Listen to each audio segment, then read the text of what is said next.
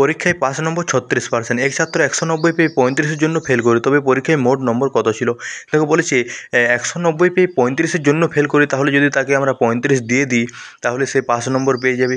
তাহলে আমি 190-এর সাথে 35 যোগ করব, তাহলে দেখো হবে 225। এই 225 হচ্ছে পাস নম্বর। এই 225 যদি পেতো ছেলেটা তাহলে পাস করতো।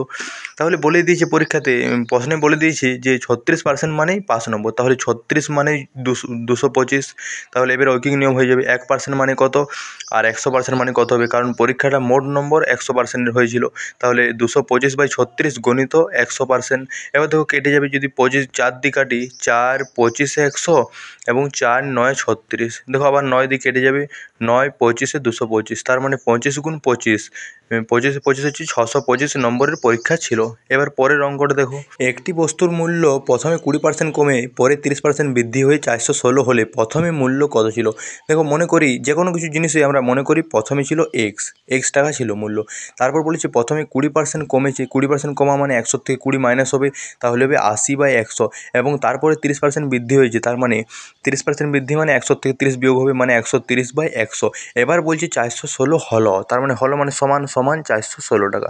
এবার দেখো 416-র নিচে কিছু নেই মানে 1 আছে, এই সমান থাকলে উপরে উপরে কেটে যায়, আবার নিচে নিচেও কেটে যায়। তাহলে দেখো উপরের দুটো শূন্য নিচের দুটো শূন্য কেটে দিতে পারি, 13 দিয়ে যদি কাটি তাহলে 13 3 39, 2 13 2 26। আবার দেখো উপরে উপরে কেটে যাবে, 8 4 32। তাহলে x সমান হবে গুণ হবে এবার 100 গুণ 4, তার মানে বজ্রগুণ হলো, তাহলে হবে 400। এটাই উত্তর। এবার পরেরটা দেখো, একটি মেশিনের মূল্য 36,000 টাকা, যদি প্রতি বছর 10% করে মূল্য কমে তবে 2 বছর পর কত টাকা হবে? দেখো 10% করে কমছে 2 বছরের জন্য, তাহলে দুবার গুণ করবো, 3 বছর বললে 3 বার, তাহলে আমরা 36,000 টাকা লিখবো।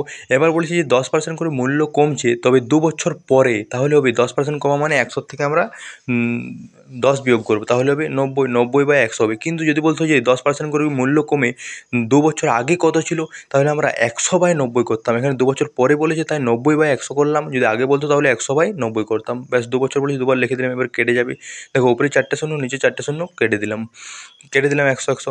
এবার দেখো তাহলে হবে 36 গুণ 9 গুণ 9 81 মানে 810, তাহলে 36-এর সঙ্গে 810 গুণ করলে হয় 29,160, এটাই উত্তর।